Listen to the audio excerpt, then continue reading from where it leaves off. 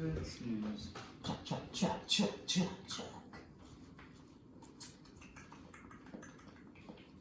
Hello.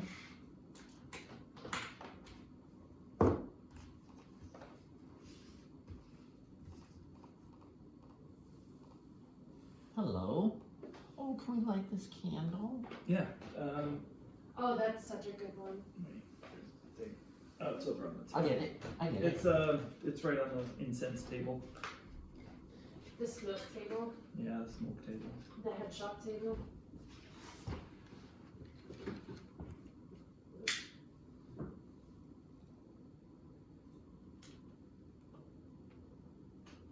Should I light both? Just like the red one. Okay. The other one's really overpowering. The red one's nice and fun. It's a beeswax base. Chilly outside today. It's gonna be cold all weekend, like in the 30s. Barometric pressure was at like 22 inches, 22.5. The barometric pressures will get you. Gotcha. That's why I get migraines. Ready? Sure. I feel the same way this week. I think that little based on your sure answer. Well, no, I just started a game. Sorry. Oh. But I'm ready. I can still do it. Okay, cool. Yeah. Welcome to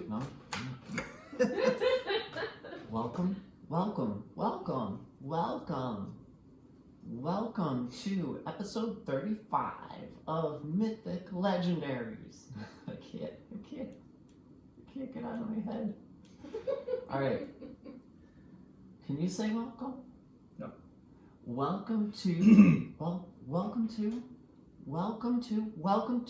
episode 35 of Mythic Legendaries, a podcast about Magic the Gathering and Hearthstone, brought to you by two old friends who love podcasts and the games we play. Three old friends. My name is Mock Sapphire. My name's Rich G. And we have Rachel in the studio today. Hello, Rachel. Hello. Welcome back. Thank you so much for joining us. 35 episodes. That's a lot. That is a lot. That How old is I am. incredible. Oh, wow. You're young.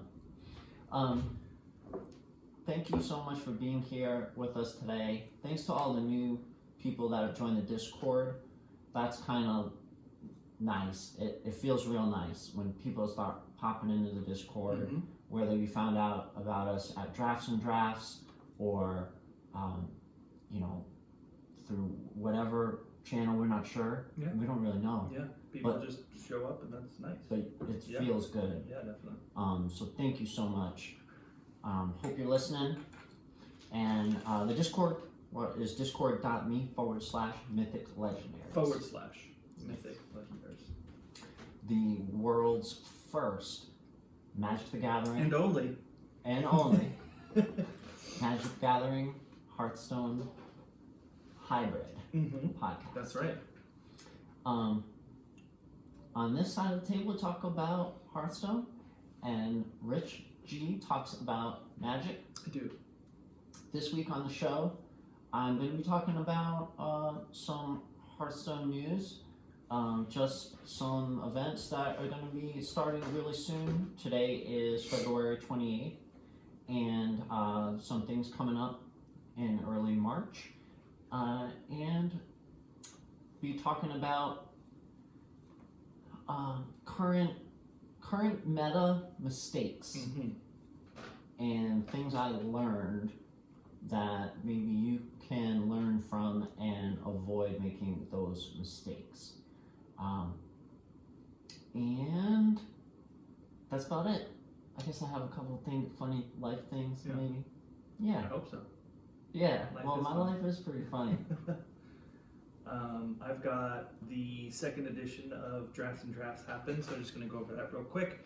The season ended for the first month of Theros Beyond Death season is over as of today, so I'm just going to go over my results there. And I built a new fun little deck last night that I've been having fun playing, and just seeing what's next, what's on the agenda for me as far as the focus for Arena for the next season. Nice. Yeah, Yeah, you had some success. a little bit. It was a surprise too because I wasn't expecting anything, and then I Went on a run. got a little something, so it was cool. Yeah, That's awesome. yeah. Okay, so March 4th, there's some things happening. We have coming up. It's gonna be a new Tavern Brawl. Well, I guess I go. Okay. Okay. Okay.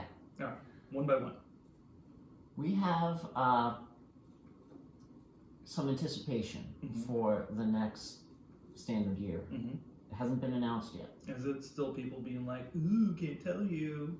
Totally. It's all that, right? It's that, but it's like any day now. Right. Any day now, Okay. because historically, it would have been announced already. Right.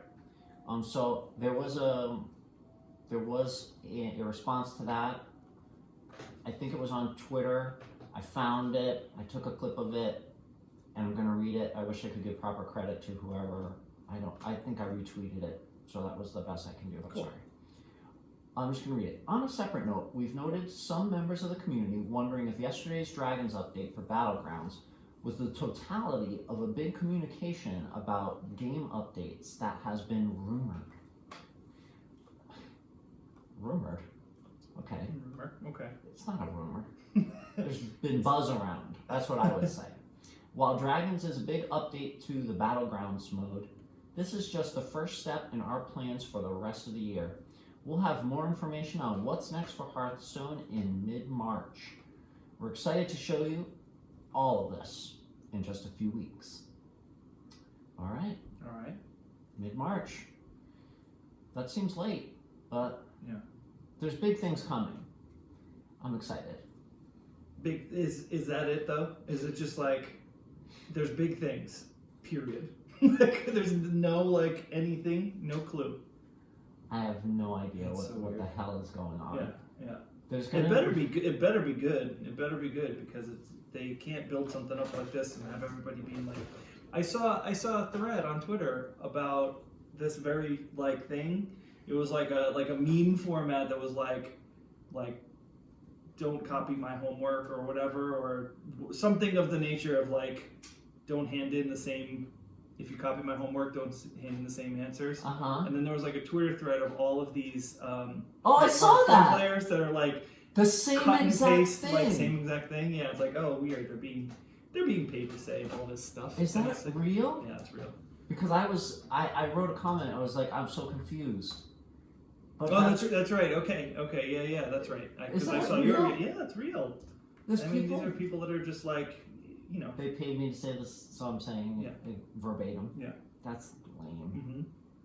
That is And it's like, how so would they even think that nobody would notice that? You know what I mean? Like, it's such a It's so it's so unbelievable. widespread. Yeah. Like, I can't believe people would actually do that. Yeah, but I mean that's how they get the talk. We're talking about it. They're talking about it. People are talking about it. So that's really the answer. There is like We can expect a new standard year. That's coming. yeah, And there's gonna be like Hall of Fame stuff and things. Cards are gonna get retired Oh, probably. right. But there might be a big shakeup of basic sets, and that's crazy. I can't I hope think it's of the name something of cool. it. There's the basic set and the classic set. Yeah, I can think of it. I have a brain. I'm okay. I have a brain. My brain is working. Sometimes I panic that like before the show, my brain is gonna. I have a brain. I'm gonna lose my brain. Having a brain. So I'm gonna read this to you, okay? Please do. And then I'll comment on it later. But it was important enough that I emailed it to myself. So this is from the Play Hearthstone website.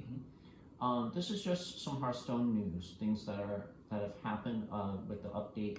More celebrations are in order as Hearthstone is turning 6. To commemorate the occasion, we've planned a limited time anniversary event beginning March 4th that will bring special tavern brawls, a new legendary quest line. Ooh, a new legendary quest line. What does that mean? And a heaping helping of login rewards. Ooh, heaping and helping. Log in between March 4th at 10 a.m.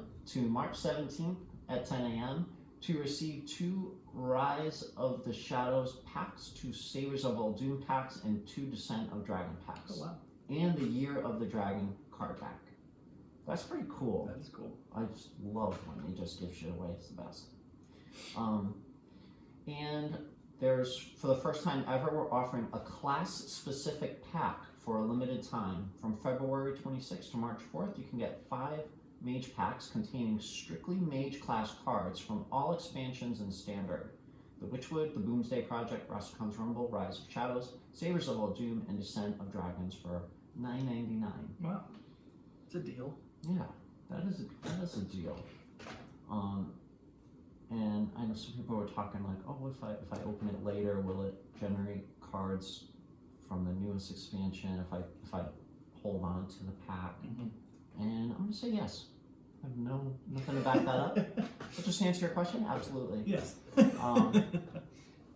You know, it's all coding, and Yeah. they code it. So yeah, Computers computers. do the thing. Computers. You can get the Khadgar hero now, which is the alternative mage hero. It's the guy.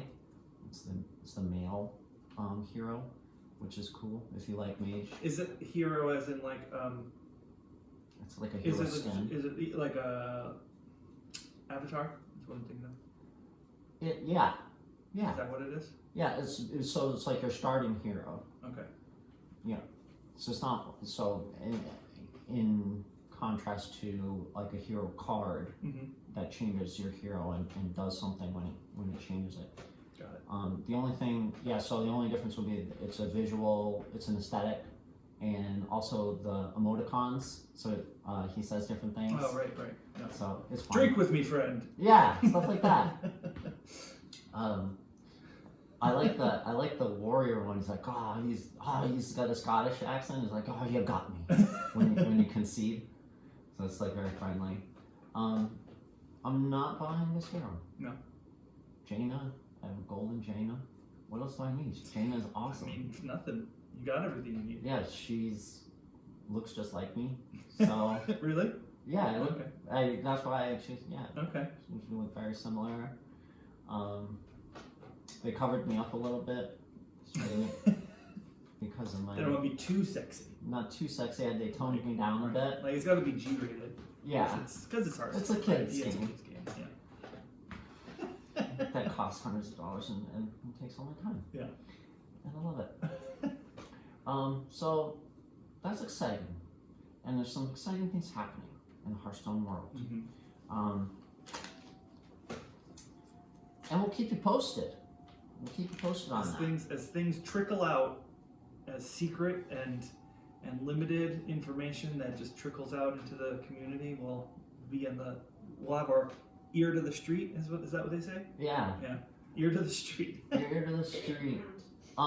Whatever it is, we'll have our ear there.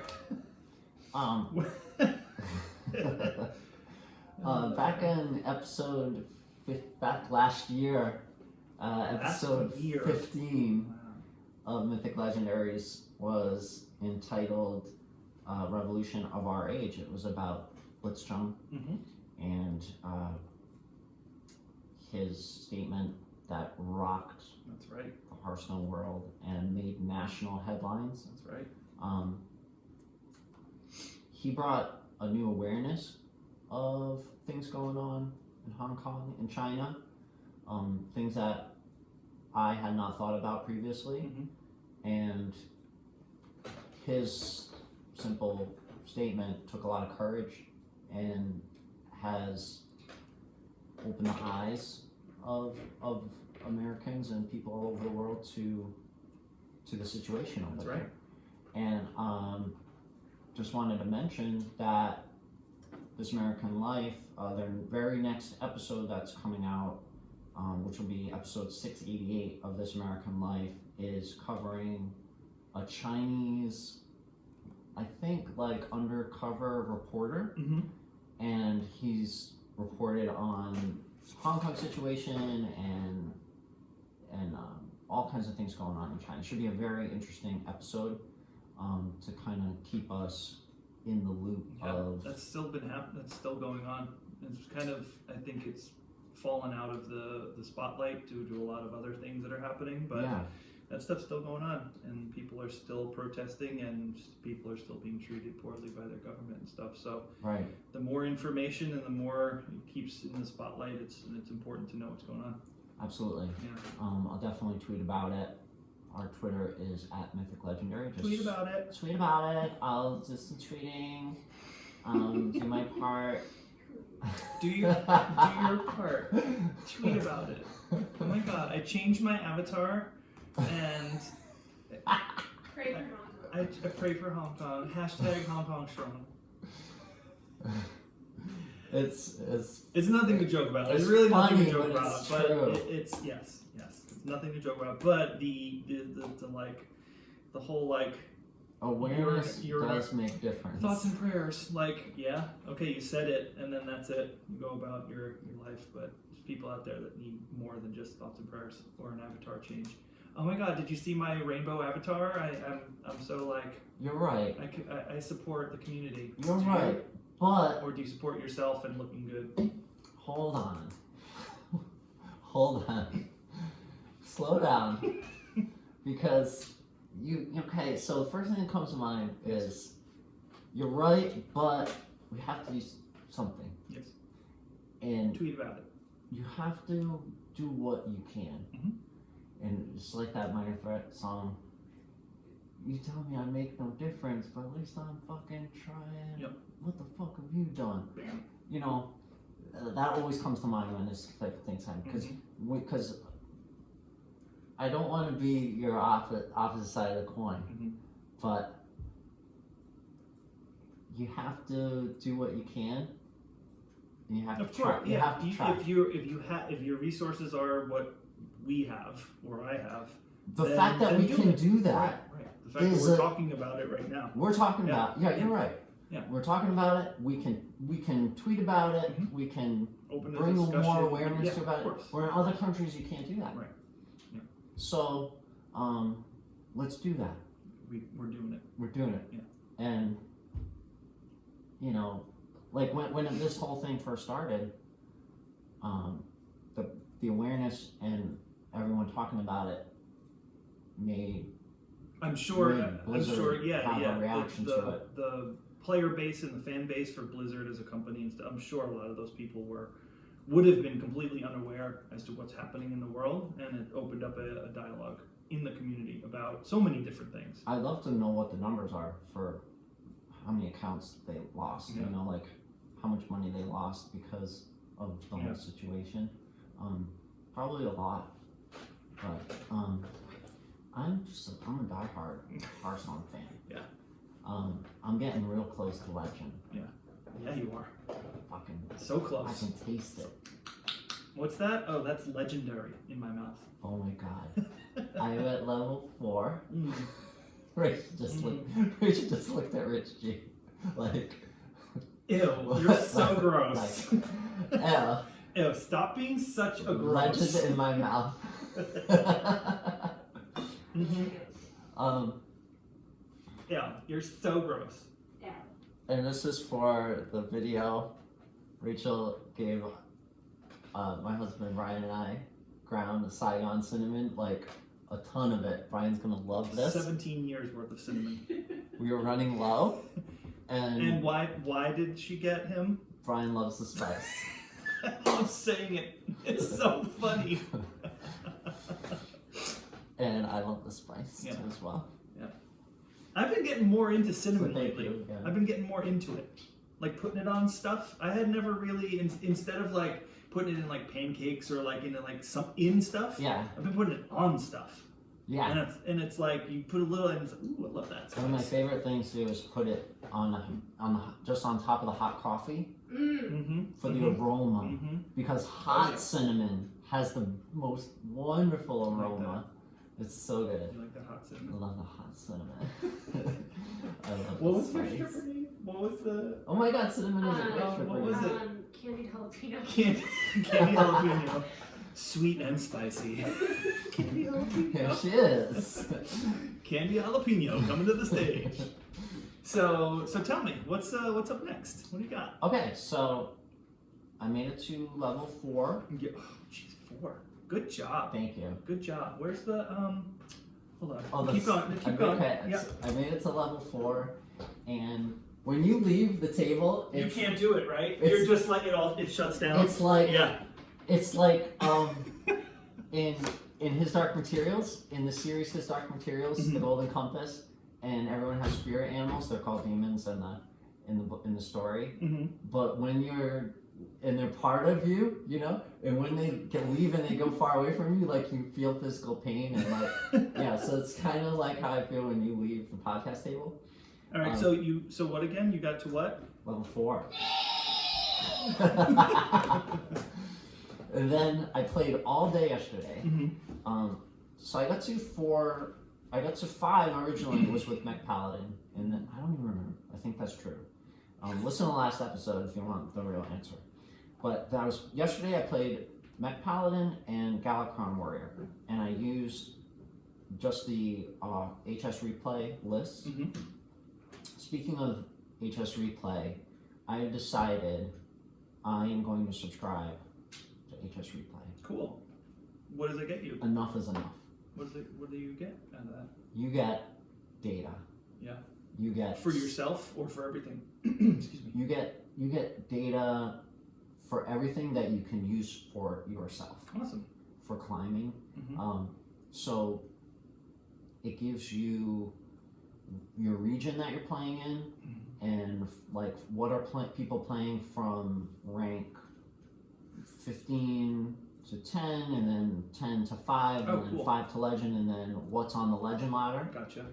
And it gives stats for everything. It gives you, most importantly, is the mulligan, Mm-hmm. the mulligan stats. So it tells you how often players won the game when they kept this in their mulligan. Oh wow. So yeah, so That's use pretty the specific. use the mulligan guide. So there's a lot of free info too.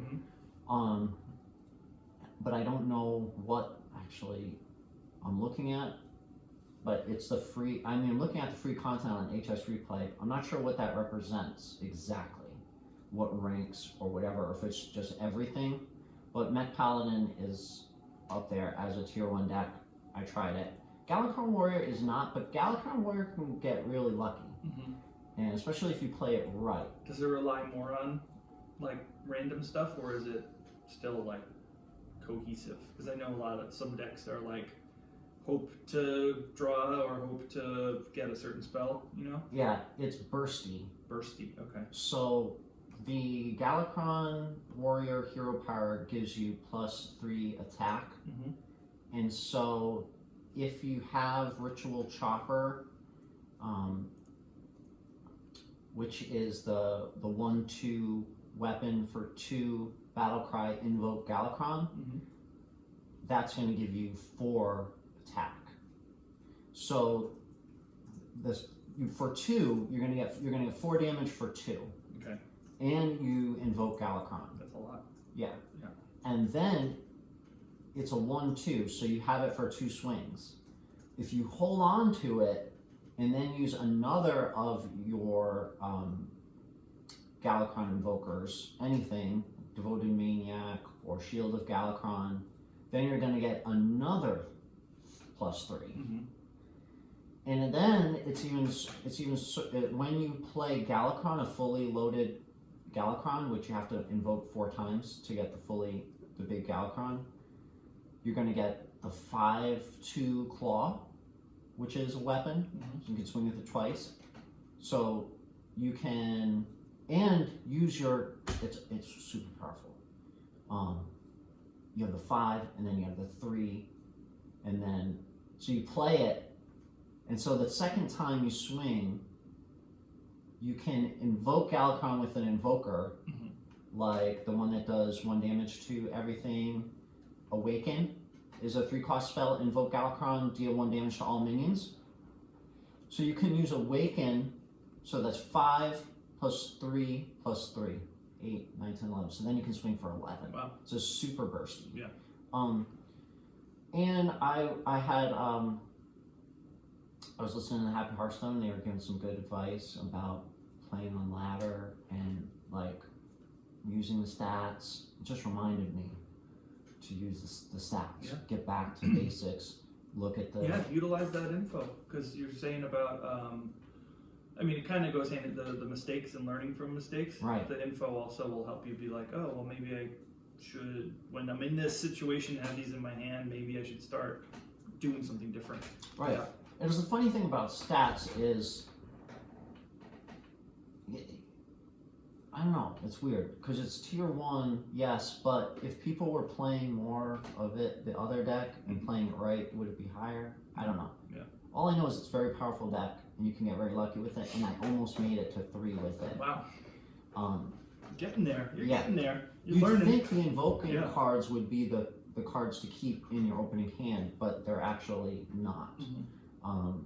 Town Crier is what you want to keep. Ritual Chopper, Bomb Wrangler, and Frenzied Fellwing is the 3/3 for 4, but costs 1 less for each damage dealt to your opponent. Mhm. So then you can play it for free most times with the Ritual Chopper. So Ritual Chopper does. Oh my God, that's what I wanted to tell you. So I made some notes yesterday of mistakes I made and things I learned. So this is a cool play if you're playing Galakron Warrior. If you have the coin, Mhm. you play the coin. Mhm. So now you have 2, and you have Ritual Chopper because that's what you kept in your hand. Mhm. You play Ritual Chopper, you swing to the face, and then you get Frenzied Fellwing for free. So first turn, That's on turn 1. turn 1, 4 damage, and a 3/3 on board. That's awesome. So that's what you want to do. And do you just continually mulligan or whatever to get that, or you only have a limited amount of times you can try to get that? You in your can hand? only mulligan once. Okay. So yeah, at the very beginning, you're either looking at 3 cards or 4 cards. Yeah, yeah. And you can eliminate all of them or none of them, Mhm. and you're gonna get back as many as the same amount. Your can doesn't get smaller. There's no penalty, That would be so neat in Magic. and you just randomly get whatever. It's funny when sometimes you get the same cards back. Yeah, yeah. And it feels so. It's the worst. It happens in Magic too. The mulligan is just like, it always feels bad to have to do it Yeah. one time because you're always going to be down a card. And then if the second hand looks exactly like the first hand, no matter like if it was the same cards or cards that are just not good for your opening hand and having to take, you either just stick with it and try to like trudge through and get to a point where you can stabilize, or you just, going down to 5 is really bad in Magic because your opponent's starting with 2 extra cards. And if you're on the play with 5 cards, then that means you have 4 cards in your hand, considering if you have a land in your hand.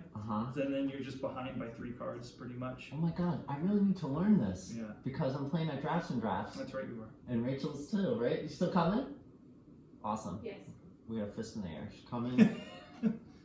And I gotta learn how to mulligan. Yeah. Because the whole I mean- mulligan is new. Yeah. I mean, it's pretty basic when you think of it. You just need like. I have a confession to make. I've never played with one of those cards that has the emblem that does 3 different things. What's it called? Planeswalker. A Planeswalker? I've never played a Planeswalker. Well, Can you Okay. teach me? I could teach you. It's easy. Alright. Yeah. Do you have a couple decks that we can play with? Don't you have a couple decks we can play? But yeah, they don't have Planeswalkers. Oh, we can jam a couple in there. Alright. We can make them. Yeah. Okay. Thank You know, there's this thing called MTG Arena that you can learn on to.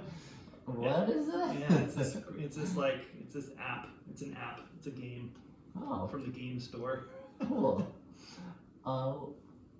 Okay, so this has happened to me. This is a stupid mistake. Please don't ever be me. Acolyte of Pain versus Doomsayer. So I was playing against a mage deck, and they played Doomsayer. I was playing Galakron Warrior, and I had an Acolyte of Pain in my hand. It was a 1/3 for 3. Whenever this minion takes damage, draw a card.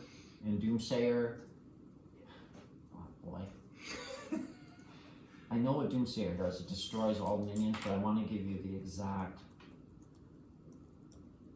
Doomsayer Hearthstone. Okay, Doomsayer is a 2-cost epic minion, a 0/7. At the start of your turn, destroy all minions. So it's awful. It's awful when you're trying to be bursty in the beginning and build your board, and then someone throws down a Doomsayer on turn 2 or 3. I couldn't kill it, and I thought, oh well, I could at least drop an Acolyte of Pain and get a card out of it. And no, that's a dumb mistake. Because even though your Acolyte of Pain gets killed, it doesn't take any damage. It doesn't. It's not like the Doomsayer is doing damage. It's just destroying everything. So don't make that mistake. Don't throw down your Doomsayer. Don't throw down your Acolyte of Pain trying to get a free card off a Doomsayer, because you'll cry and you'll lose the game. And you lost your Acolyte of Pain. And I lost that game, and I learned my lesson. I'll never do that again. So it's a negative investment. Oh my God! You're just throwing the card into this card pile, into the fire, literally. Yeah. So stupid. Yeah. People, I think there's a way that people play Teferi in Magic. It's a 3 casting cost planeswalker, who in the first turn you put it out, you can minus it, so it still has 1 loyalty. And when you minus it, you can bounce a non-land permanent back to its owner's hand, and you get to draw a card. So if there's 2 creatures on board, and you play Teferi, on your turn. Teferi is a planeswalker. Yes, one of the most popular and best. So you play him, and then you can use his ability to bounce one of those creatures back, and then you get to draw a card. Your opponent set back a card because it's going back to their hand. It's like a battle cry, right? Kind of. I mean, it's an ability. It's not like a come into play thing. It's like you have to actually use it. But usually, if there's 2 creatures on board, that's your only play for the turn, most likely, because it's early on. You're essentially playing Teferi to bounce a thing back to their hand and to draw the card, but then when they go into their turn, they can attack Teferi for that 1 point of damage, and then it goes away. It's only got 1 toughness? Yeah, the loyalty is its toughness. It starts at 5. No, sorry, it starts at 4, and then when you use its ability, it costs 3, so then it goes to 1. Okay? Yeah. And it's basically you're paying 3 mana to bounce something to their owner's hand and draw a card. And if they have a creature on board, they're just going to kill it because that gets out of hand easy. Yeah, but it's one of those things where it's very, obviously it's situational. Like if there's something very threatening on board, it's good to bounce it for a turn. But I think a lot of people rush into playing a Teferi on turn 3, bouncing a thing, and then still if there's a creature on board, it's going to die anyway. So you netted a card, you netted like a turn kind of, because your opponent has to replay that one thing. But it's usually just the 1 card, drawing it. So you're paying 3 mana to draw 1 card. So it's one of those things where you're like, maybe it's not worth playing on turn 3, because I think a lot of people are just like, turn 3, gotta play it. But you might want to wait, think ahead a little bit. It depends on the deck you're playing too against. But most of the time I find myself doing it too, just out of habit. Like turn 3, I have to just play it and bounce a thing, and then it ends up dying, and I'm like, could have waited maybe and like seen what my opponent's doing a little bit more and let them extend their board a little and then maybe disrupt something. So I don't know. Yeah. Think ahead a little bit. This is like learn, those little mistakes. Lessons learned. Yeah. The biggest lesson I learned. I have a few more things.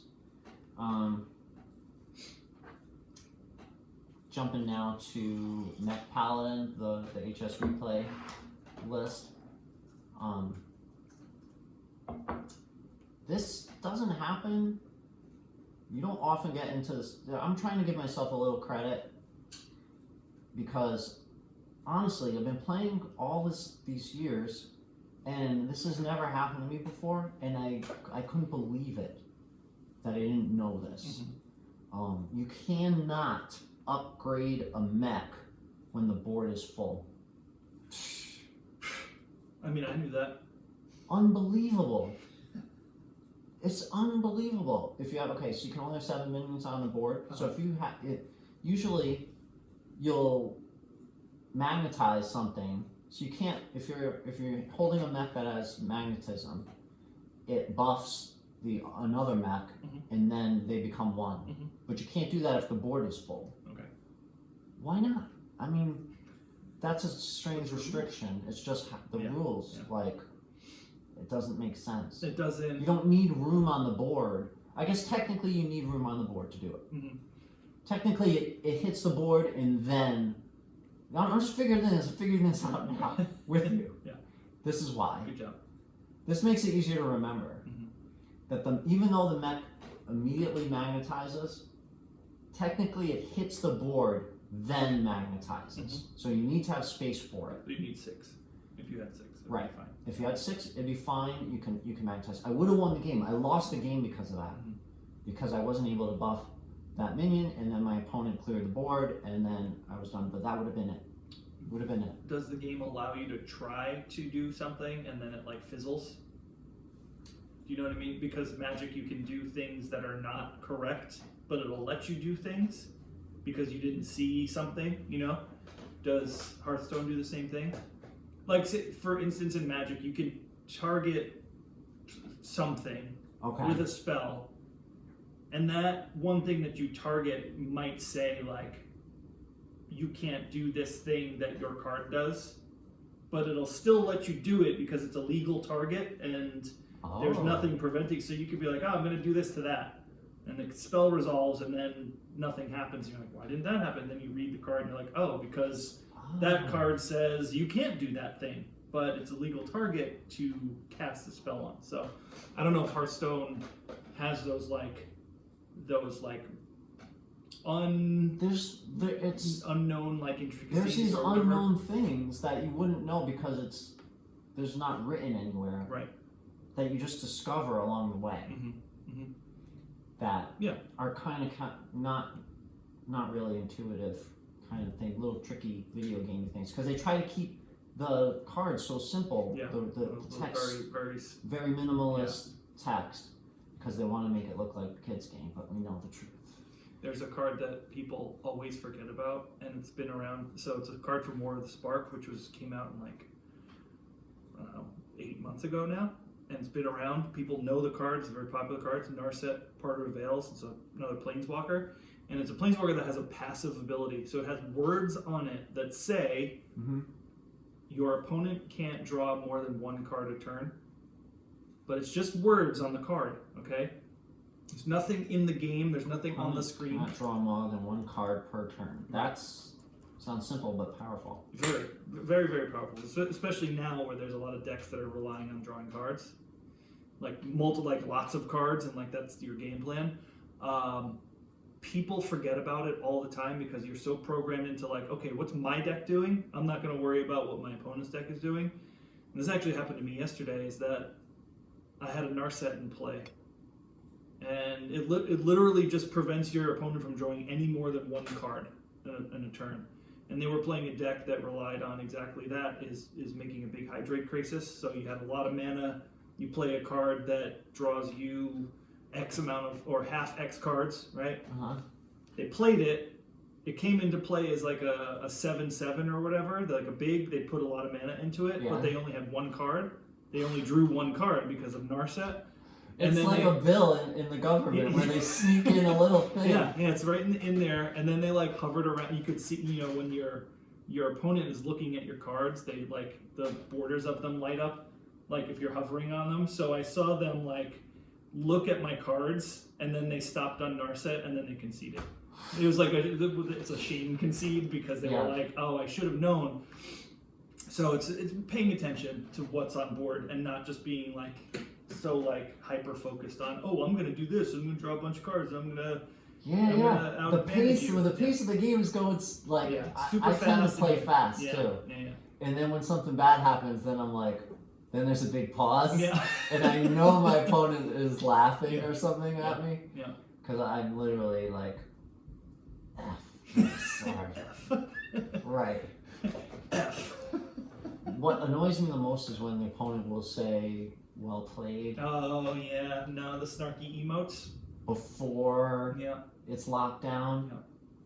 I will sometimes, most of the time, if someone does that to me, I will let the timer time out Uh-huh. and like drag on the game and make Uh-huh. them wait and make them wait Yeah. out of spite. Oh, you're one of those. I'm one of those. Yeah. But because really, I mean, if I see that I can't win, Mhm. I'll concede because. But Yeah, me I'll go to the almost the very end. I won't. I won't play up. I mean, if it's very obvious, I don't want to waste my time. You know what I mean? There's no reason for me to like sit through it. Yeah. So that's why I'll concede. Or I if want to it's- see what the next card is. I know I can't win, but Don't just rub let it me in. see what's it's like next. it's like in poker when like you're like in a big hand and you want to call, but you know it's so marginal. So you have those two. You have your two cards, and like you're waiting for a river, and you're like, all right, I'm gonna fold in. And like at the end, you're like, can we see what the last card was? Don't do it. That'll make you feel so bad if it's a card you needed, and you didn't call, and you made that wrong decision. Just don't do it. Just move on. Okay. Just don't do it. And save time too that Yeah, way. just move on. Because it's All right, you're right. Yeah. I gotta calm down. Calm down.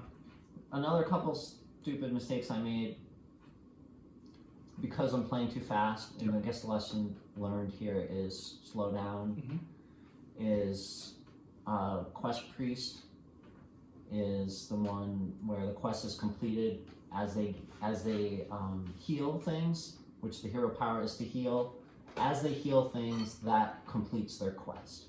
So if you're playing against a Quest Priest and you can only do 2 damage on that first turn, don't swing because it's not worth it. Right. Only swing if you can do more than 2 damage. I think that's one of the first things I told her about Magic and like getting the logistics of attacking and blocking and playing offense or defense when you're first starting your board or you're building up. You have to know that your attack is going to net you something, or you're going to lose something for no reason if you attack. You know, like if there's a blocker and you have an attacker that's the same power and toughness, why attack into them? Only if you know that like they're playing defense. You know, there's a difference between where you're both at depending on the board state and everything.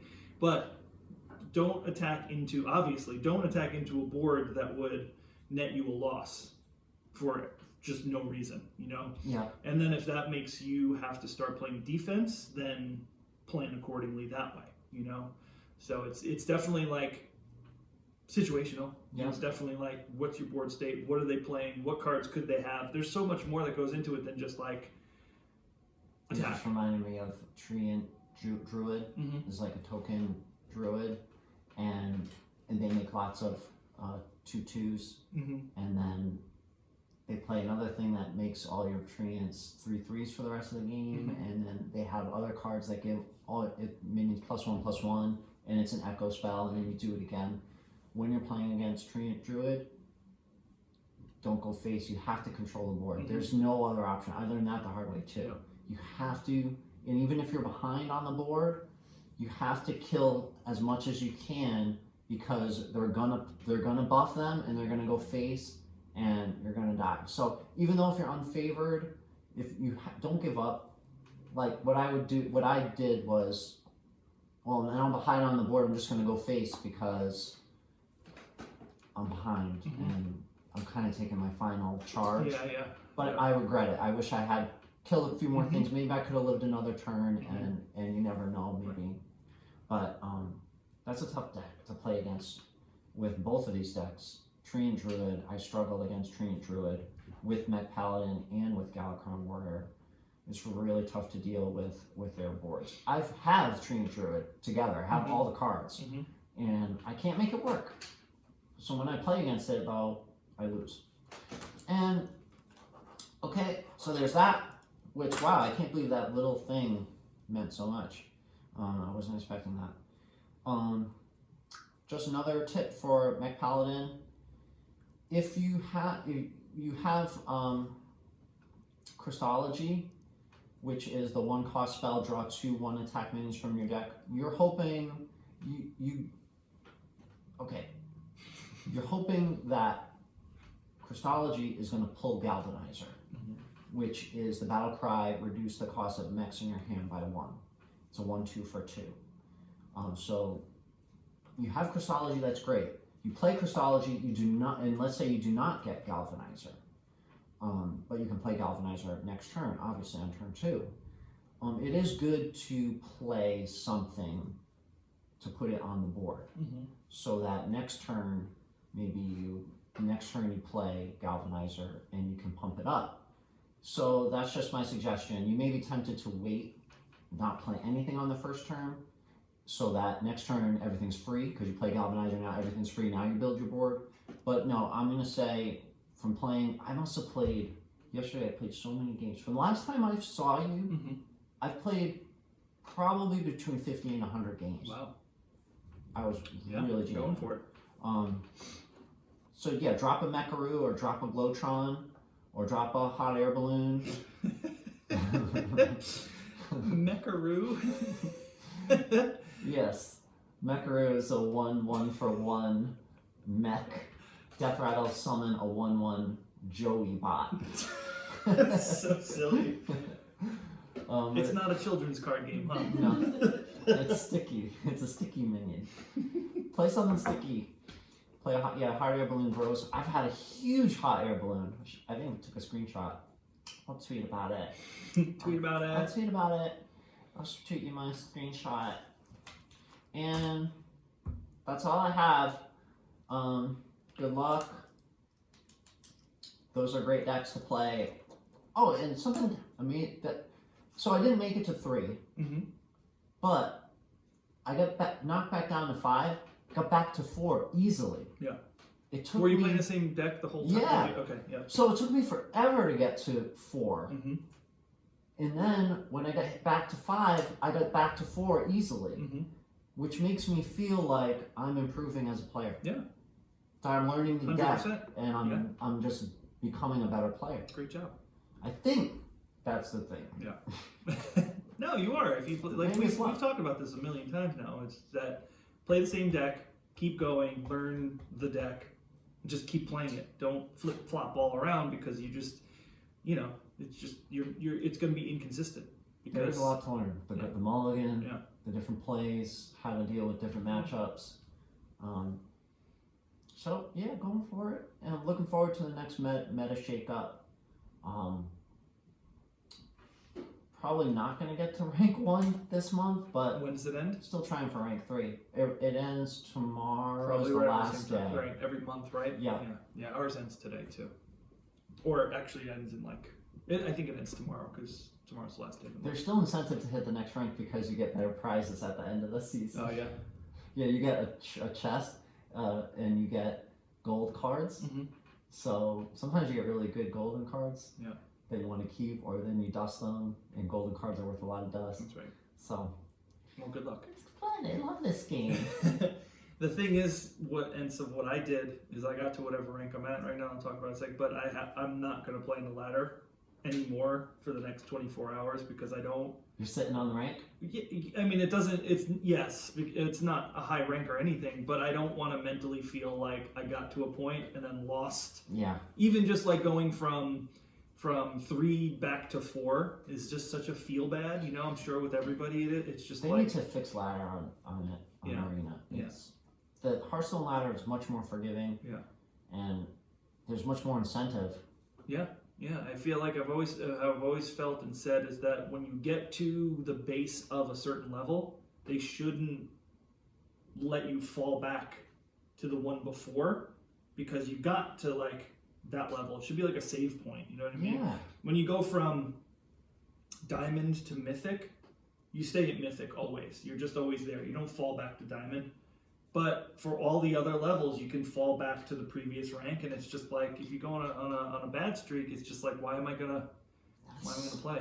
Why am I gonna That's I put all this time in to get to this point, and then I went on a bad, on a downswing, and then I'm like, okay. Doesn't why feel not? good. It's not good at all. It's just not a good thing. It's No. not a good way for No. ladder to be set. There should be another safety. Yeah. There should be a safety tier. There should be, yeah. At least one or two. Because if I lose at Magic in real life, I don't lose anything.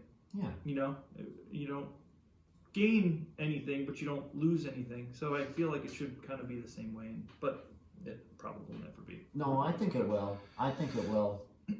That's really. Yeah, I guess it's still in the first year of its existence as a game, and they're putting a lot of time and effort into all these different like modes and gameplay and how people are going to spend their money. But there's a glaring issue with the ladder. Let's start a hashtag.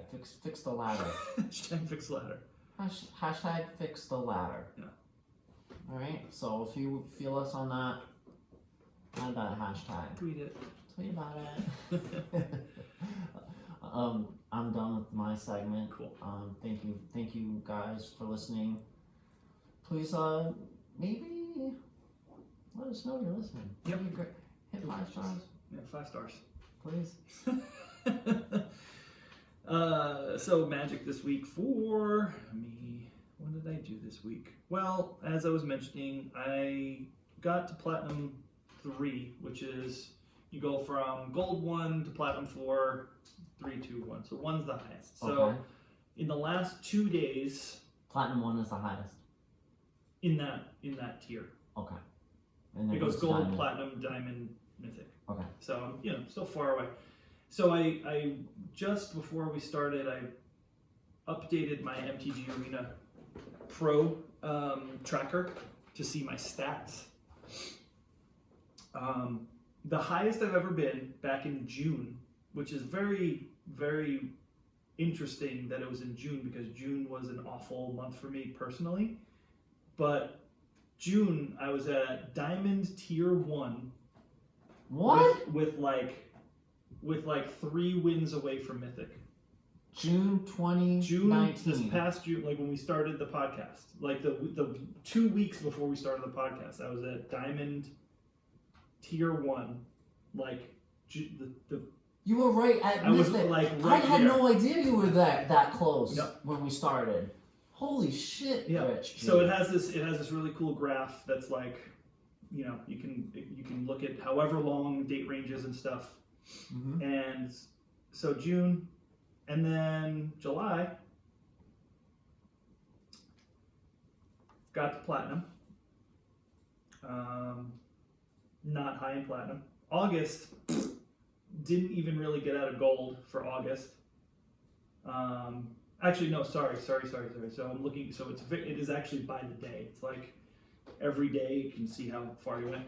So as a goal, because you get reset when you're in Platinum, you get reset to Gold. Yeah. And this time I'm going to be reset to Silver, which is a buzzkill. But so then I got to Diamond again in August. Very low Diamond tier 4. Then September, started in Gold, got to Platinum, fell back to Gold. Oh. Yeah. And then that was that. And then, okay, October. Diamonds are forever. October, I got to Diamond on like the second to last day of the season. So I got back. So I hit Diamond, let's see, 1, 2, 3 times in the last 6 months.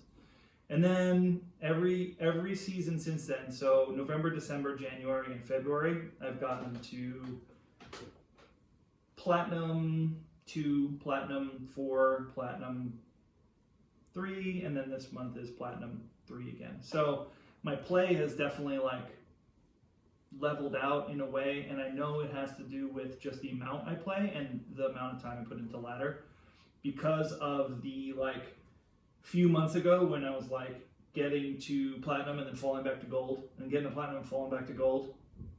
That point mentally made me like not as happy with the game. Okay. All right, so that was a point where I'm like, oh, well, why am I playing? Like, play more and you get more frustrated. So then you're like, what's the point? Then I'll start drafting more, and then draft back then was Throne of Eldraine, and Throne of Eldraine was like a really bad draft set, and it was even more frustrating than Ladder. Oh. There's a lot of stuff happening in that point. Yeah. But with this last few days of focusing my energy in a certain deck, I played the newest version of Mono Red a few times, which is like a different version, and it's a lot of fun to play. Pretty consistent. Then I played the 5-color Fires of Invention Niv Mizzet weird crazy deck that is just like shouldn't win as consistently as it does because it relies on a 5-color mana base and one of every kind of like there's no double copy of any land in the deck. There's one of every single land that's available that's a dual land in Magic right now. Sounds really cool. So it's super cool, it's super fun to play, but it's very thought intensive because you're like, okay, I need a white land by this turn so I can play this thing, and I gotta clear the board if I'm playing an aggressive deck, I need to make sure I have my Deafening Clarion by turn 3 so I can get to turn 4 so I can get to turn 4. It's very like thinking ahead. And that was a lot of fun because I learned how to play it. I learned a couple nuances of it that I didn't even realize, which one of them should have been glaringly obvious is when you have Kenrith the Returned King out. Kenrith is, just to remind, it's 4 colorless and 1 white. It's a 5/5 creature, legendary creature, and then he has 5 abilities on him because he's the king of his realm. So he has a color Rich ability. is looking me right in the eye. He's not reading this. No, he has this memorized. So he's got 5 abilities. For 1 red, all creatures get haste and trample until end of turn. Okay. So if you play him and you have 1 red available, you can tap that red, and then whatever creatures you played that turn, or just him, you turn him on, and he has trample and haste. That's huge. Second ability is 1 colorless, 1 green, and that you can put a +1/+1 counter on a target creature. And then the third one is 2 colorless and 1 white, target player gains 5 life. The fourth one is 3 colorless, 1 blue, target player draws a card. And then the fifth one is 4 colorless and 1 black. Put target creature card from a player's graveyard into play under their control. Into play under the... Whatever card you take out of the graveyard, it goes into play under its owner's control. Some people I watched in the past think that it says put it into play under your control, and they put a creature back into play under their opponent's control, and I'm like, oops, because you don't want to do that. Not in my favor. Yeah, why would you want to do that? Exactly. Unless it's something that, like, for some crazy situation that it, like, when it comes into play, does damage to them or something, like a very, very specific. So Kenrith does all those things, and I didn't think of it until very recently because I was so focused. So this is kind of what we're talking about. I was so hyper focused on what's available to me, how am I going to attack this turn and win the game. Realized that I had my Niv Mizzet in the graveyard. Somebody had killed it. It was in my graveyard. And I was like, oh, wait a minute. I can just bring it back because Kenrith's in play. I have the 4 colors and 1 black. Target your own Target my guy. Yeah. Comes into play for 5, for free, essentially. And then when Niv Mizzet comes into play, you look at the top 10 cards of your library and you get to grab 1 of each guild color. So if there's a whole bunch of separate paired gold cards that are on top, you get to put them in your hand. So you're essentially drawing a bunch of cards too. I hadn't thought of that play this entire time up until very recently.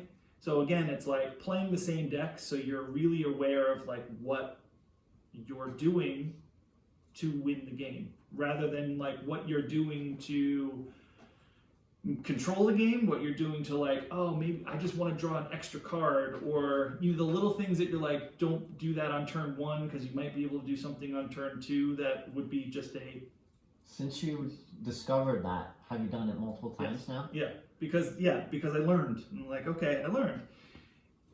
The correlation I'm trying to make is that the level of ladder that I've gotten to versus the things that I've learned playing don't correlate for me, because I consider myself a okay Magic player. I know how to play the game. I can compete with. You know the rules. I know the rules. There's exactly. A lot of rules, but... But just because I don't get to these high levels doesn't mean I'm not a good Magic player. So for those people out there who are struggling on the ladder and being like, oh, I only made it to this level or whatever, you're trying, you're playing the game, and it doesn't matter in the long run that like just because you didn't hit Mythic doesn't mean you're not a good Magic player. So that's my piece of sort of I don't know, mental health awareness, where you don't have to put so much pressure on yourself or these worthless ranks and stuff, unless your goal and you're prepared for it is to make Mythic and is to be a professional Magic player or a competitive Magic player and to get to these qualifier events that are then they're like these big championships. So I want to have fun and learn, and then you just keep going. And that kind of goes hand in hand to Rachel and I, because I started teaching her how to play, and she's learning and seeing these, like the 5-color Niv-Mizzet deck that I'm mentioning. That is probably, like I think I mentioned once before, if you put that in the hands of a new Magic player, they would have no idea what to do. So she's been playing for, how long have you been playing for now? Maybe 3 or 4 months? Oh god. Maybe? 3. 3 months? Yeah. So a 3-month-old Magic player, because of Arena and because of what I've been able to do sitting and playing together, can play the deck on their own and have a grasp on it, which, I mean, the learning curve nowadays is crazy, because back in the day, there was no Arena, there was no Magic Online, there was just sitting in front of each other and oh boy, just like playing, right? And you're like, you get to turn 40 and you're playing these big things and you're just doing very simple, like, I'm gonna play this guy and then I'm gonna block that guy. Oh yeah, all the rules are in your head and being verbalized. And like there's also rules you don't know. Like there's like, remember like the whole banding thing, right? Like you could be sitting there back in the day with a player and you're like, all right, I'm gonna do this thing. And they're gonna be like, what are you doing? I'm like, oh, it's banding, I'm gonna do this thing. And you sit there and you have to take their word for it. Call the hotline if you're doing it. Call Sandy at Wizards of the Coast. She's sitting there in front of a red phone, the rule phone. Wizards of the Coast, can I help you? Sandy speaking. What's your rule question? What's up, sweetheart? What do you need? Is it banding again? So anyway, so I think so what I'm getting at too about playing with somebody new and teaching new things, and if you're new to the Arena ladder system, don't be so hard on yourself.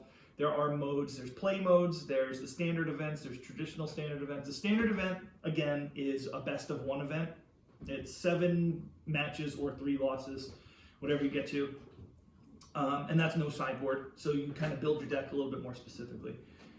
Traditional event is 3 or 4 best of 3s.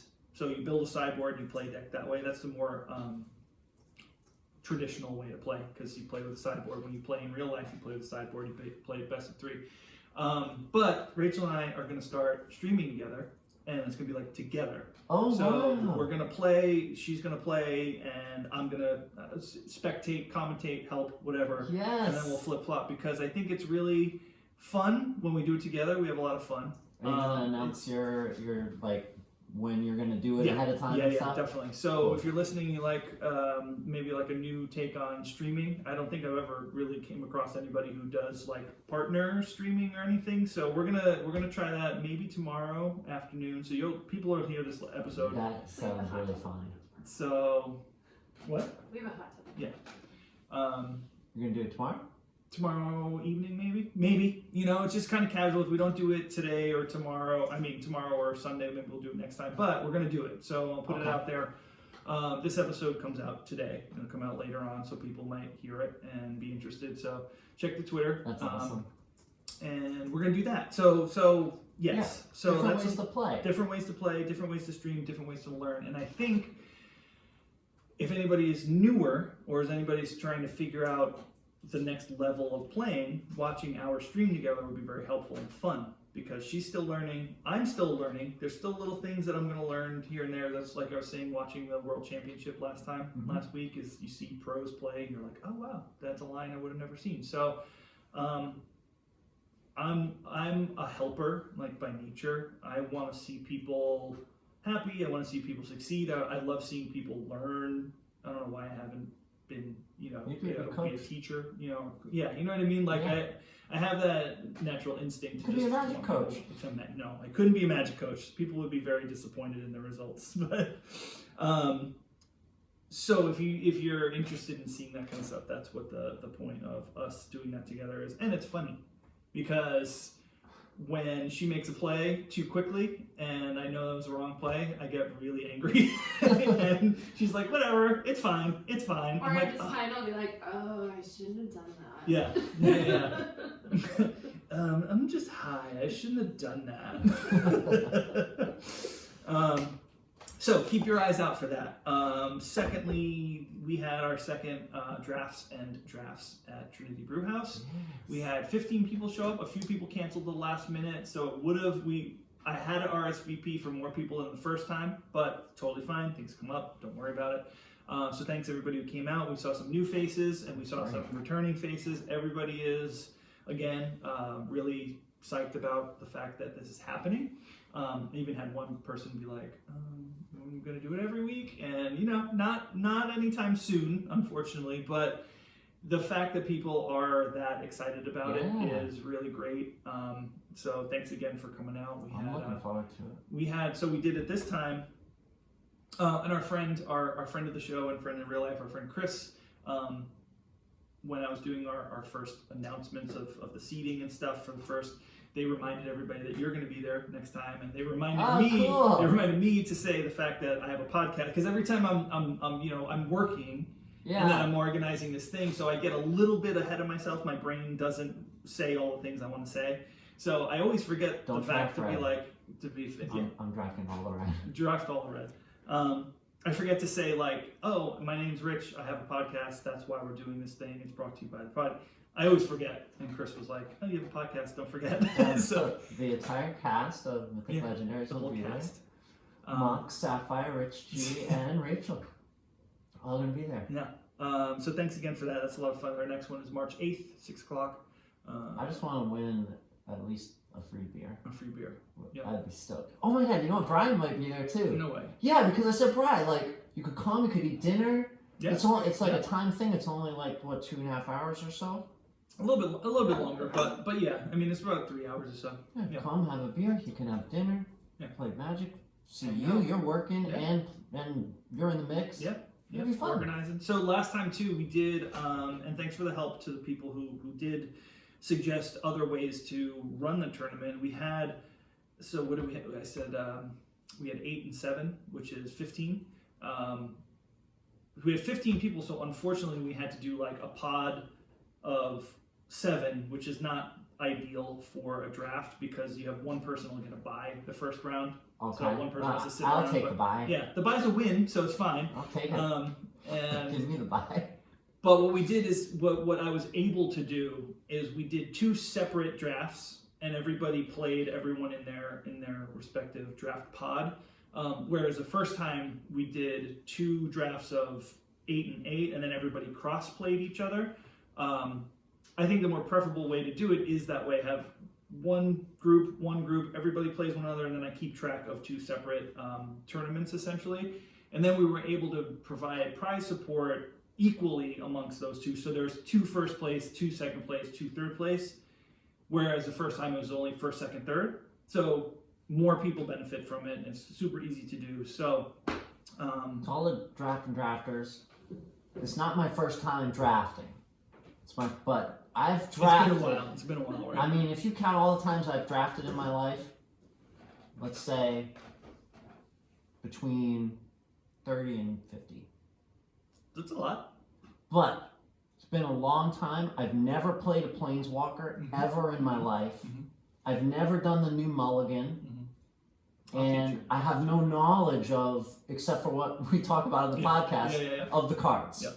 So I'm a little rusty, but I'm stoked. It's all right. We had a couple, I think like 1 or 2 like newer players too the other night, which is great. Somebody who, like yourself, like played a while ago, hasn't really played with the new cards or knows much about the new cards, but they played and they had a good time, and that's what the goal is. Speaking of tournaments and stuff, yeah, I just want to say that once I hit legend, I'm gonna shift gears. Mm-hmm. I'm gonna. You're gonna quit your job and just play Hearthstone full time. And qualify for qualifiers. Uh-huh. Qualify for qualifiers. You're gonna be a grinder, a tournament I'm grinder. gonna be a tournament grinder. Grind it out. No, after I hit legend, I don't know. I'm thinking next month I'm gonna hit legend. Yeah. Hopefully. Yeah. Because and then I'm gonna I wanna qualify. I wanna start playing in the tournaments and the qualifiers, and I wanna focus on that and try to become a good tournament player, which is a totally different thing. Mm-hmm. Just the deck building is different, and the state of mind is different, and so I look forward to that. Yeah, I hope you get And there. please, if we can get 5 people, and have a tournament through the Discord. Oh yeah. I'd love to do something like that for Hearthstone. Just have some kind of casual. Yeah, put a word out in the thing. group there. Get some people into it. I'll get some prize support. Yeah. Sure. Got a high five. Khadgar. I could do Khadgar as a prize. What's that? The new hero. Yeah. It's only $10. Yeah. Or mage pack. Give you a mage pack. Thanks. I'll sign some magic cards and we'll send you those. Yeah. We'll send. That's a cool prize. Yeah. I hope those are prominently displayed in our winners. I hate that I just made fun of that. Please kill me. What? I think that's a cool thing. What? What'd you make fun Because of? we did that. Yeah, we did. Hey, if we're gonna buy listeners, I mean, we gotta think of something, right? So I made a deck last night that I was having fun with, and it's fun. I like fun, so I've always been a fan Don't of. kill me. Do not kill me. What? I want to live. What did you say? Nothing. I'm sorry. Don't let me talk. Why? I don't know. I'm in a great mood and I'm just kind of flying off the handle. It's all right. Other cat is behind you. As usual, staring at me. She's pretty kitty. So I made this deck, and I've always been a fan of bringing stuff back from your graveyard, big things back from your graveyard. There's always been a fun archetype for me. Like way back when I was playing, again, I would play the Oath of Druids Living Death deck, and Living Death was a sorcery from Tempest, I think, that took everything in play and put it in the graveyard, and everything in the graveyard came into play. It was a big swap. Oh, cool. So one of the key cards was Buried Alive, a sorcery from Mirage or Visions. Mirage or Visions. Search your library for 3 creature cards and put them in your graveyard. That's all it was. You just take them out, put them in there, and your Living Death and all your big stuff comes out. There's nothing as powerful as Buried Alive anymore. You can't search your library for creatures and put them in your graveyard for no reason. That doesn't exist anymore because I think that was too powerful. Mm-hmm. So what I came up with last night is a version of something of Kamigawa. That I played during that the ninja set. Kamigawa. Yeah, yep. That was a great set. Yeah. I never played with cards from that, but it looks for Magic to me. I never played with cards in that set. Ninja stuff seems so off of the Magic radar. I don't know. You know what I mean? Like it, but maybe the flavor is what I'm saying. Just seems so not Magic. And I always look at those sets like, really? Like, was it fun? Was it cool? Oh, that's cool. But Yeah, a lot of very people cool. say that some of the most fun sets. But I don't know. I'm just biased. So here we go. This is the deck I'm playing now that I was like, I want to bring things back from the graveyard. Okay. And this is what I came up with. It's blue, white, black, so it's Esper colors. I run 4 Thought Erasures just for some control, so that's the blue and the black sorcery. You get to look at your opponent's hand and choose a card from it and discard it, and then you surveil 1. So the surveil in this deck is important from the Thought Erasure because surveil is you look at the top card of your library and you can either put it in your graveyard or leave it on top. So I run 1, 2, 3, 4, 5, 6, 7 giant creatures that your goal is to not actually cast them, it's to bring them back from the graveyard. Okay. So when you surveil with the Thought Erasure and you see one of these big guys on top, you put it in your graveyard because the goal is to bring it back from the graveyard. Sneaky. Okay, so a little sneaky. 4, Thirst for Meanings, which is a new card from Theros Beyond Death. It's an instant for 2 colorless and a blue. You draw 3 cards, then discard 2 cards unless you discard an enchantment card. So this is, you just use it for the draw 3 and discard 2. So if you have those big things in your hand, you get to draw 3 and then you chuck 2 of them into your graveyard.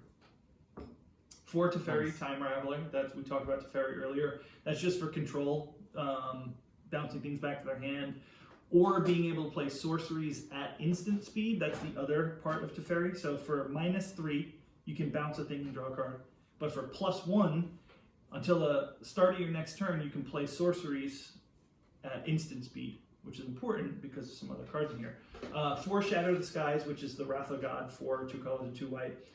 So here's a little bit of the combo that I want to make work, that I do make work here is, there's a Planeswalker that nobody plays called the Wanderer, and it costs 3 colors and 1 white. And the Wanderer is a Planeswalker that has 5 loyalty. It has 1 ability on it. It's -2, and you get to exile target creature with power 4 or greater. That's the only thing it does. You can do it twice because it's got 5 loyalty. You can do -2, -2, and then it stays on 1. But remember I was saying about passive abilities on Narset? Like there's a thing it says that people don't see sometimes. Clause. So the Wanderer says, prevent all non-combat damage that would be dealt to you and other permanents you control. So what non-combat damage is, any damage that comes from anything but a creature. Oh, burn stuff. So yeah, so like a shock or like anything like that. Direct damage or cards that say deals X damage, right? Deals damage. So that clause, deals damage, will be prevented by the Wanderer. Nice. Okay, there's part 1 of the combo. Part 2 of the combo, I'll just skip ahead, is a sorcery from War of the Spark called Command the Dreadhorde. And Command the Dreadhorde says, choose any number of target creatures and or planeswalker cards in graveyards. That means everybody's graveyard. Command the Dreadhorde deals damage to you equal to the total converted mana costs of those cards. Put them onto the battlefield under your control. So, What? you can pick all creatures and planeswalkers from all graveyards. If the Wanderer is in play, the Wanderer prevents all non-combat damage, and then you can grab as many things as you want for as much cost as they are, and they come into play and you don't take any damage. Oh my god! So, That is amazing! it's so much fun when it happens. So I don't know, did you see the picture on Twitter last night? So let me pull it up, because I get it to work more times than not. Like it's one of those combos where you're like, because they don't need notice time. the thing. Too. Yeah, it's kind of a like. No one plays that card. This They're is like, a what are you meta playing that breaker for? right here. What are you playing that thing for? Let's see here. All right, so I posted a thing on our Twitter last night of I got excited because I got the combo to work and there was so many things in play.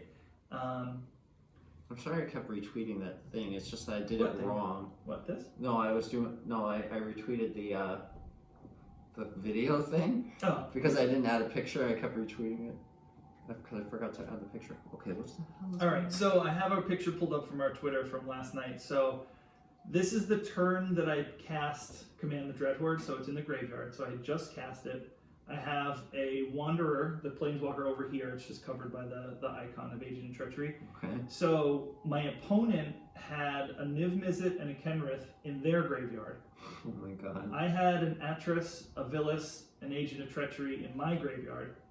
So what I did is I cast Command the Dreadhorde and I pulled out their Kenrith and their Niv Mizzet, and then I pulled out my Atris, my Villas, my Agent of Treachery into play, and all of this came into play. I didn't take any damage, so It's amazing. Kenrith is and they stay under your control. They don't like go away at the end of turn or anything.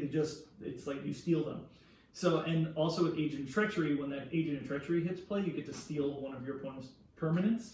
So even if they have like a creature in play, you can steal that. Villas is just a huge 8/8 flyer that draws cards for damage that you take. Or no, sorry, it's different. When losing life and taking damage are two separate rules things. So Villas says you can pay 1 black and pay 2 life and draw cards the amount of life that you lost. So this is a little bit of a layer thing. So Villus just draws cards for damage that you take. No, life that you lose, sorry. And then Niv Mizzet, and so those are my opponent's things, and I stole probably one of their planeswalkers at one point. So all of those things came into play. I got a screenshot real quick because once you get it off, your opponent's not going to play anymore. What turn was this? I mean, it's pretty late. How many lands do we have in play? 1, 2, 3, 4, 5, 6, and I had 6, 7, 8. So it was at least turn 8. But so there's more. So there's more to the deck too than. What are you playing as blockers and stuff? Nothing. It's a control oriented deck. So oh, you're just board clearing using the Wrath of God thing. Exactly. Yep. So we're using like Shatter the Skies to get rid of stuff. We're using the Teferis to bounce things to their hand. The Thought Erasers control the hand in the beginning. And then Kasmina is in there. So she is a planeswalker that nobody plays either right now. That costs 3 colors and a blue. Spells your opponents cast that target a creature or a planeswalker you control costs 2 more to cast. So she's kind of a control. Like she makes things cost more. But what she's really good for is her -2 ability. You create a 2/2 blue wizard creature token. So you get a 2/2 creature, draw a card, then discard a card. So she's an engine to get rid of those big things in your hand, like those big creatures or planeswalkers. So she draws a card, and then you discard one. So if you have a big thing in your hand, you toss it. Wow. Atris is another one. Atris is a newer card from the new set. When Atris comes into play, your opponent looks at the top 3 cards of your library, and then they have to separate them into 2 piles. And you pick one of those piles. And they take your library? They look at the top 3. You don't get to see them. They look at the top 3, and then they separate them into piles. That's fun. One up, one down. So face up or face. What does it say? Looks at the top 3 cards of the library. Puts them into a face down pile and a face up pile. So you get to see 1 or 2 cards, and then you get to not see 1 or 2 cards, just depending on how they put them. And then you put 1 in your hand and the others go to the graveyard. So if you happen to take one that's just like a whatever card, and those 2 are like big creatures, then they go to the graveyard. So there's ways that almost everything puts things into the graveyard. So Atris in there. That's really tricky. 1 Connive Concoct, that's a split card from one of the Ravnica sets. She's naked except for a hood. Yeah. Well, maybe she has a tube top on. Okay. So the Connive side is 2 colorless and a blue-black hybrid mana ×2, and it says gain control of target creature with power 2 or less, which is like, it's fine. It's not really like the real side of it is the Concoct side, which costs 3, a blue and a black. You surveil 3 and then return a creature card from your graveyard to the battlefield. So again, surveil is look at the top 3, put them into the graveyard if you want to. So if there's a big creature there, you can put it into the graveyard, and then the second part of it is return a creature card from the graveyard to the battlefield. Any creature? Any.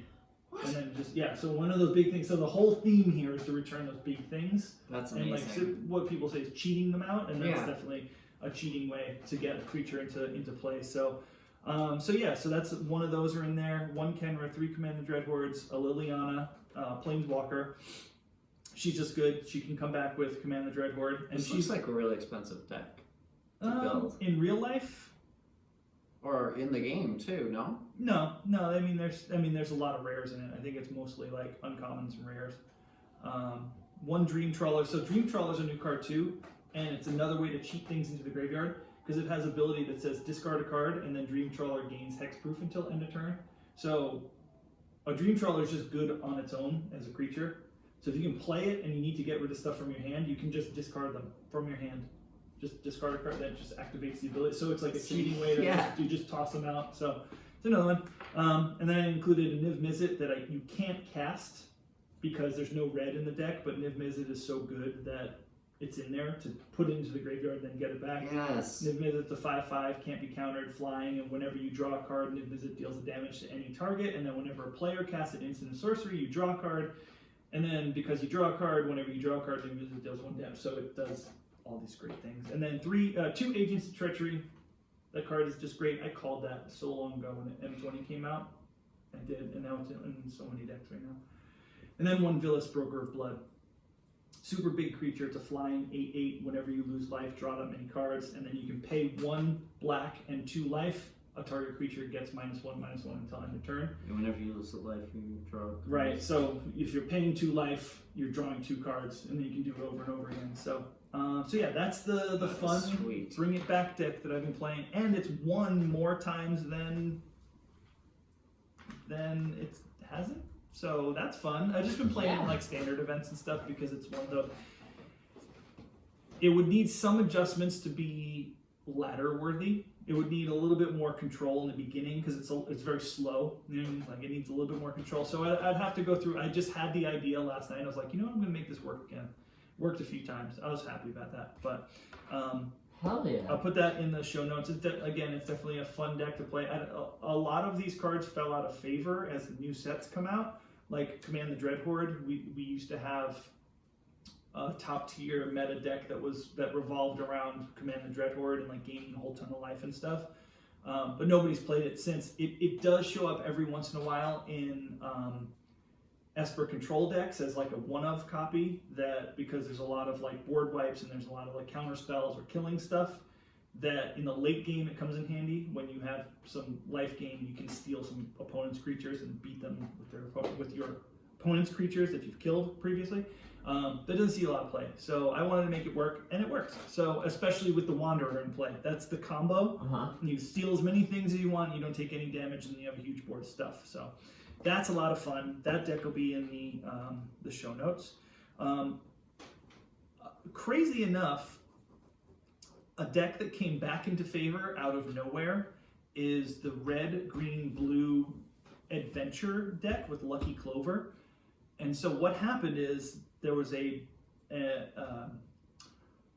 expo, a show, like a convention called DreamHack in California. Oh yeah, DreamHack. We Yeah, used to have a big Hearthstone tournament there. Oh really? So Yeah. I just learned about this very recently because of this whole thing that happened at Magic. They ran a very big prize money arena tournament, and they had 300 slots open, and only 60 people showed up. What? And first prize was like $300,000 or something ridiculous. Oh my Don't God. quote me on a dollar amount, but it was a huge amount of money because they were expecting a big field, and Yeah. only 60 people showed up. So the That's overlay was crazy. huge. So one of the players was playing a deck that has no cards from the new set in it. It's an old deck that was like a tier 2, tier 1 deck back a few sets ago, or like 2 sets ago. Played it, went almost like undefeated, and was like number 1. I saw that resurface. I was like, how can a deck that hasn't adjusted with any new cards be that relevant right now?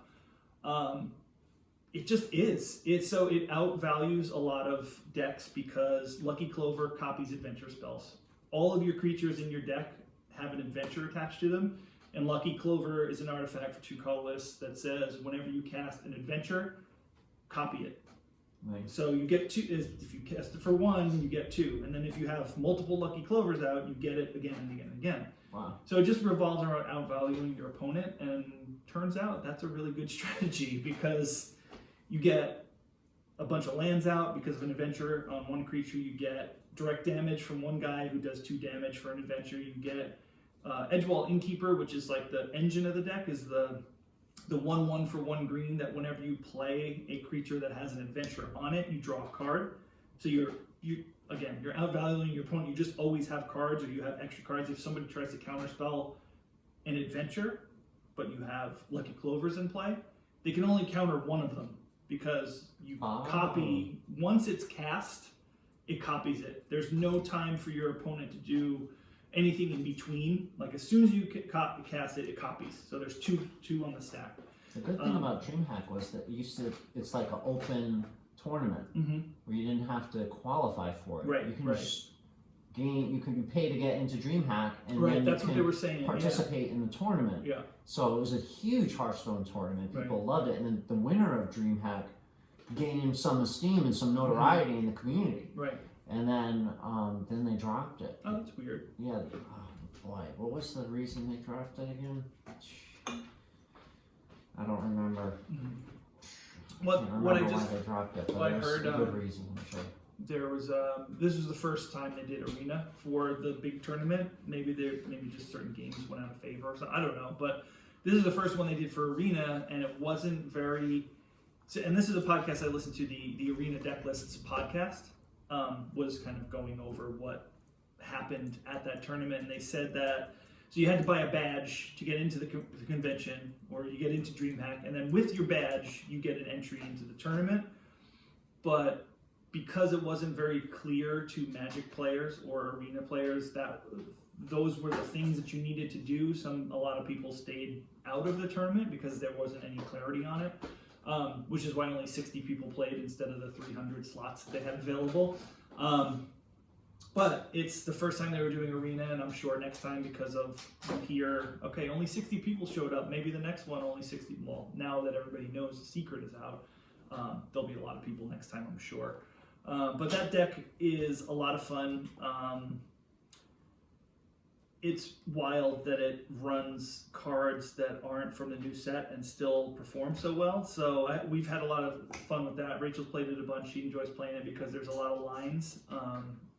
You use your sideboard as a toolbox with Fey of Wishes. You put 15 spells in there that you can grab with Fey of Wishes to solve a problem at that moment. So if there's a whole bunch of creatures on board, you can go to your sideboard and grab like a Storm's Wrath, or if there's an enchantment in play that you can't deal with, you can get a Mystic Repeal and put it on the bottom of your opponent's library. You can Mass Manipulation, all these different things. So that's just something that we rediscovered and is a lot of fun. If anybody's having questions about playing it, it's definitely a lot of fun, but it's a lot more complicated than it looks on paper. It's not just about like playing a Lucky Clover and then just playing things twice or 3 times. You really have to plan ahead a little bit, because there are situations that come up where you'll have a whole bunch of stuff going on, but you really actually don't have anything, like you don't have any threats. You have to make sure that you threaten your opponent. Just because you're drawing a bunch of cards, just because you have a bunch of land out,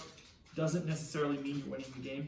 So you need to like play your big creatures, you need to utilize your toolbox, you need to create a big threat. And there's Beanstalk Giants in the deck, which are a creature that fetches you a land on their adventure, but is also a star creature for the power and toughness. And their power and toughness is how many lands you have in play. So it becomes a very big creature very quickly. So that's your threat.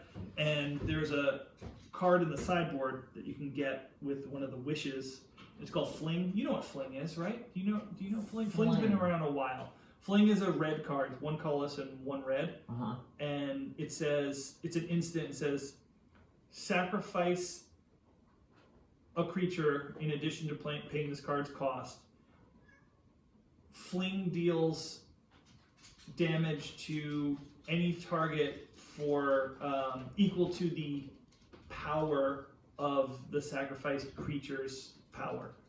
So if you have an 8/8 Beanstalk Giant in play, you can fling it at your opponent and you would deal 8 damage to them. Oh, cool. So that's like another way, like if you have to do like a lot of damage at once but can't like get an attack through or something, and your opponent's like, say they're 8. Destroy target creature. Creature deals damage equal to its power to all other enemy creatures. Is that a Hearthstone? Yeah. Yeah. That's a Hearthstone card. What's That's it a called? Warlock card. Is it called Fling? Is it called Throw or something like very, very similar? Yeah. But yeah, so that deck was a lot of fun. What's next for me? What's next is, because the season ends in a few hours, so just gonna have some fun. Focus on the metagame, see what's there, and not really go too far off. If I'm gonna play on the ladder and play a certain deck, maybe get back into best of 3. I mean, back in June I did it, and I got very, very close to Mythic, and then it all kind of fell apart, and that's okay. But I just think focusing on, the ladder should be like, play the top tier decks on the ladder and don't stray. Don't try to break anything. And if you do, great. But if not, just keep your head down and keep going. Yeah. Otherwise, go to the standard events or play queue and then play those decks that you want to have fun with. And if you're up against top tier decks in the play queue, just concede. You're not losing anything there. And you're a creative mind, and you make creative homebrews. I do try. And they are powerful, fun to play. Yes, decks. they're fun to Yeah. play. So And I'll you put can- that in the you show can- notes. You'll be seeing some of those on stream with Yes, Rachel, that's right. Yeah, absolutely. So Oh, don't forget, we're gonna stream. We're gonna have a lot of fun doing that. So I looked up the DreamHack reason. what was that? It was they rehauled the competitive system, so pros used to play Uh-huh. to earn points. Uh-huh. So they used to go to DreamHack and try to earn Oh, points okay. to become the, and then They took that away. yeah, they rehauled the whole competitive system, and so they just dropped it. Cool. New qualifier system just announced. DreamHack has no desire to offer the prize pool necessary to attract top-tier competitors now that they don't need to attend just for the points and even pay their own way just for the chance at points. It was either drop it entirely or stream a bunch of no-name locals competing to win almost nothing. Okay. Wow, that's brutally honest. Yeah, definitely. Rude. What are you Rude. sneezing at? What are you sneezing at? He must. What are you sneezing at? But hey, you wouldn't expect that with Arena, a Magic event. Yeah. But I guess that was The where were advertising. all the pros for that? That's the thing. They didn't know. Like people, it wasn't like a hugely advertised like thing. People were confused about how it worked. It was like I was saying, you had to buy a badge for the tournament, and that didn't guarantee you a spot into the tournament because it was like a first come first serve. Very They convoluted. didn't promote it well Yeah, it enough. wasn't. But now people know because the first thing is, and now this dude who They can't drop it because what else? They're not gonna have anything left if they drop That's it. true. Yeah. Or whether you're gonna do Fortnite or something. Fortnite? Who plays Fortnite? Everybody. Nobody. I think other cat even plays Fortnite. See, look at her. She's doing a Fortnite dance right now. I got a funny Brian story. Yeah, go for it. So, have you seen the commercials for a colon guard on TV? No. It's this thing when you reach a certain age, you have to do colonoscopies. Uh-huh. But you can, which is a thing where they Mhm. it's Yeah, they. invasive. Mhm. Yeah, I've had one. It was nothing.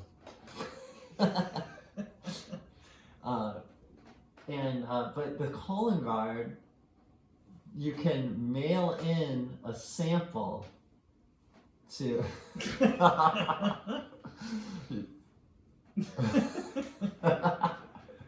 you can mail in a sample Of your colon? of your poop, and they'll do it, and it's like 99% accurate, Okay.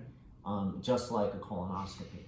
Do you poop into the vessel, or do you poop in the I think this is fish out where and this. put I it think in this is where the vessel? story is gonna get good. I didn't see it being done, but it's a thing. It's I think the thing you put on top of the toilet And it catches and the it poop. catches the poop or something.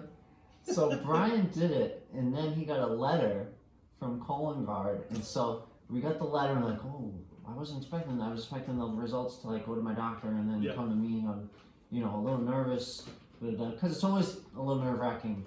Yeah. Because yeah. colon cancer is like a huge Yeah. killer of people, and it's a scary thing. It's a real concern. He opens the letter. Sir, we're sorry, but your sample was too big. We're gonna need you to do it again. We don't need that much.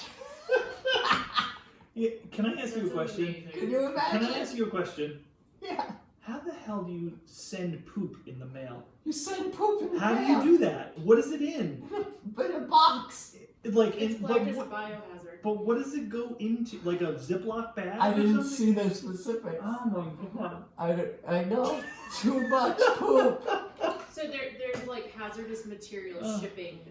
Yeah, yeah. So yeah. you have to I think you have to triple contain it. I hope so. Too much poop. Could you imagine the mailman be like, "What's this?" Can you imagine when they got it? They open it up. They're There's like, too much "Jesus." shit.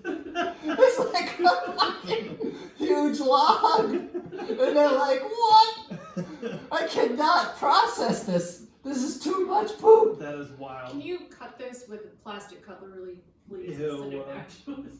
Oh my god. So we had to do it again, and we just got the results today. Is he alright? Negative. It's fine. Good. So yeah. Good. Congratulations. Thank you. Lots of Congratulations spice. on your award-winning poop. Maybe it's too much spice. Yeah, too much. Too much spice. Oh boy. And that's all I got. Yeah, I think that's all I got too. I haven't really had much of an eventful week. I ate a lot of citrus this week. I ate like a bag and a half of tangerines or mandarins or whatever those are. My mouth is now finally cut up from all the acid that's in the citrus that I'm eating. You feeling the effects? Yeah, I got like a little a slice over here. Yeah, so feeling it a little bit. I think that's all I got. That's all I got. Days I have too much candy and stuff, I start to get sensitive. My gums get sensitive. Yeah. And Don't eat all the candy. thank you so much for joining us for episode 35. Please come back for episode 36. Yeah. Tell a friend. Tell everyone. Don't be shy. Tell people about Drafts and Drafts. Tell people, take pictures at Drafts and Drafts Yeah. and put them on Twitter. I Tweet tried. about it. I was gonna take a picture and I just didn't feel comfortable. You should so name I this just episode Tweet About It. Tweet about it. Yeah. No, we appreciate it. Like you said, just get in touch. Join a Discord. Everything's in our Twitter profile. Top pinned tweet. Everything you need. My Twitch is in there. You have a Twitch channel, but you're still I have a Twitch. working on I'm it. getting there. Okay. I'm getting there. All right, so I'll have that eventually. Mine's there, so when we start, Rachel and I start doing our partner stream, just Hopefully click on next that. month I get really close early in the month, Mhm. and then I'll start streaming, Awesome. So, which has been planned forever and never has happened. right, of course. Thank you so much for joining us. Please tell a friend. We're listener supported in that you fuel our desire Mhm. to produce. Exactly. So please join the Discord. We see you. We appreciate you, and please chime in over there and with anything. Yeah. Pictures or comments or anything. Any ideas for the Discord, new tabs or whatever. You're part of this. Yeah, and again, we've just said this too. If you want to talk about something, you want us to talk about something, if you want us to address something in the game community, you are just not say it. Yeah, if you want to be involved, If you want an autograph or a picture with us at Drafts and Drafts, we will be available. We'll sign your phone, right? Because they listen on the phone. We'll sign your phone. We'll sign your phone. Thanks for listening. Thank you. Bye. Bye. The girl belongs to the Titans.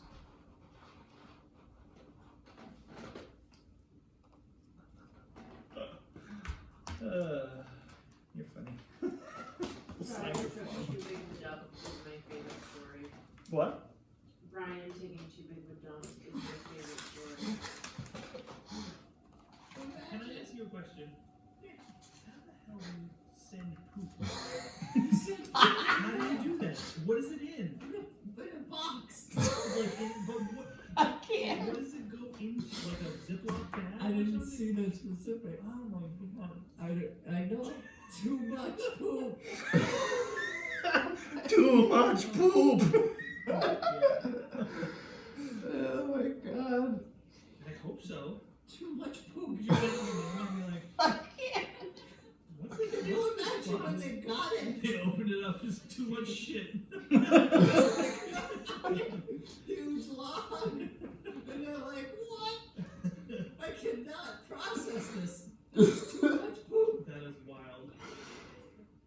Oh, Brian. So, He has no idea. Oh my god. But- And but we, and we just got the results today. Is he alright? Negative. He's fine. Good, good. Good. Oh my Congratulations. god. Oh, Brian. Congratulations. I will show him the picture I posted. Record when you poop. God.